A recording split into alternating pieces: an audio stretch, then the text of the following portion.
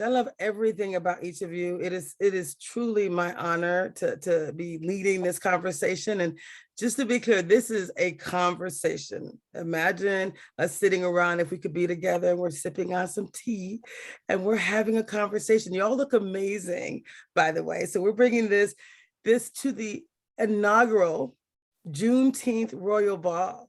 And I said, can we get dolled up? And I realized y'all look dolled up every day. You ladies look beautiful all the time. This is your regular beauty. But tell us a little bit about this idea of this being a Juneteenth Royal Ball. Let's talk a little bit about Juneteenth. Some people in this audience have never heard of it, just learning about Juneteenth. Other people have been, celebrating it for years, for decades. What are your thoughts about Juneteenth, and why is it important that we as a community celebrate? For me personally, you have to understand how many systems have been built and designed to keep us struggling to be together. Juneteenth is a very excellent example of that. To delay the time that you announce a concept, not the action, but you announce the concept of freedom, to delay that because of skin coloring is just obscene and vulgar. And as long as I'm alive, I want to be a part. I feel so happy to be in a state that recognizes that this is a national holiday, because it's absolutely happening now. Juneteenth is really happening today. All of these young KKK, I'm from the generation where the KKK did wear a hood. The boldness has occurred now that they're not even wearing a hood. They're so bold now in terms of dividing us and killing us that we've got to look at the symbols that allows us to say Juneteenth is important. It's important because it forces Dr. Hardiman, Dr. Arunga, Dr. Mims to talk together to our community. That's why I take the time on a Wednesday to be here. Listening to Joy and Marsha just thrills me. It just thrills me to have lived this long to hear them talking about Juneteenth. I never thought I would live to see that as a holiday. I participated, but I participated as a ritual, not as something going into my heart. I now sort of feel like it's getting closer and closer into my heart. And it's very important to me just to be alive and to experience the dialogue. I love that. Thank you so much. Either of you have any thoughts about Juneteenth? When I think about Juneteenth, which is just technically the second year of Emancipation Proclamation, when the people actually got on ships, boats, and sailed from Virginia all the way around to Galveston, Texas, to announce that Emancipation Proclamation had occurred and that people were actually free. This was 2 years after Lincoln signed the Emancipation Proclamation. The delay. And it was heavily delayed, and it was only announced in a few places like Galveston, Texas. Most of the states in the United States were not informed and were not included in that because of the Civil War. But I think that one of the things that has amused me in the past decade, because we are celebrating Juneteenth more and more, and now it is national, but I worry about the word celebration.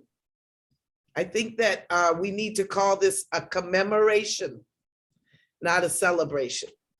A celebration would imply that we were indeed made free and that we have been experiencing freedom ever since. And the truth is, we are still not free. Right. You know, Fannie Lou Hamer says, until all of us are free, none of us are free.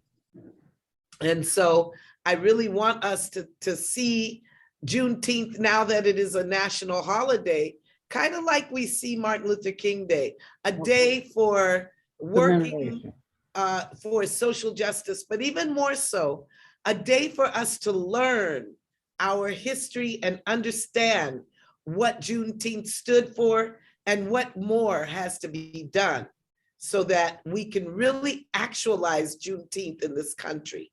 And I'm just so proud to be an African American, a Black woman in the United States, because these are the milestones of our country that actually mark our humanity. There was a time when Black people were not even considered fully human. Can you imagine that? And that Emancipation Proclamation was actually the beginning of suggesting that maybe we had been off track by saying not fully human, that in fact we were fully human beings. And as a people, I am very proud that we have kept the United States of America to the coals and to the fire, to always understand that we have to push, struggle, work, interrogate what it is to be free in the United States of America. And it is African Americans who push that envelope, always have and always will. And for that reason, I'm very proud, but I don't think it should be a celebration. I believe it is a commemoration. Right, I like I that. love that. I like that a I lot. love that. Like that. And I'm going to just take it into a whole nother place in some way, because I want to globalize it. I want to say that, first of all, I love Juneteenth because anytime Black people can get together to celebrate ourselves, our history, our humanity, our skin, our noses, our hair, our family, our swag, anytime we can get together, I am excited about it. So I like Juneteenth for that reason. But what I also thinking about Juneteenth, because of my research, is that Juneteenth is it needs to commemorate, and I like what Marcia says, not just the U.S. struggle for liberation and freedom, but the global struggle for U.S. For freedom. And so I think that basically it's a time to discover not just those ancestors that waited, but those ancestors that also ran away, the Maroon community. I just got back from Palenque, and Palenque is the oldest Black free community in the Americas, 1600. And it reminded me that for Where is it? Where is it? It's in Colombia. It's in Colombia, South America, which was a port by which 1 million enslaved Black people went through the port of Cartagena. And as soon as they went through it, they immediately fought for their freedom. And they didn't wait to be emancipated.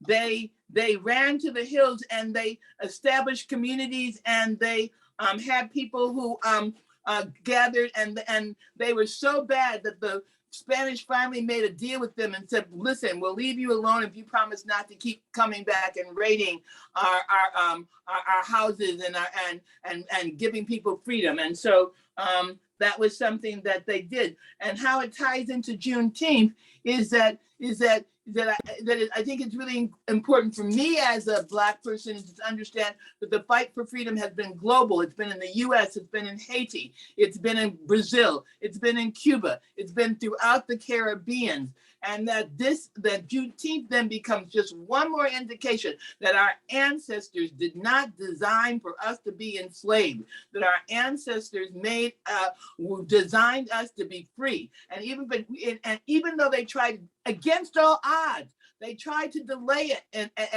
on Juneteenth. They tried not to tell us the truth, but the truth always reveals itself, because we are people who take as our total destiny self-liberation, community liberation, and freedom. So for Juneteenth, for me, is a chance not just to celebrate the news that some white boy came and decided they were going to free us, but a chance to discuss, to celebrate all of the freedom efforts that we took to free ourselves, whether it was mentally, physically, and that it was globally, and that it is eternally.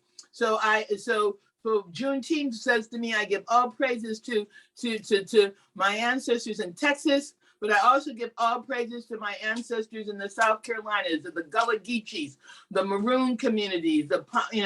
This is an opportunity to celebrate that. So that's what it means for me. I love that. I love that so much.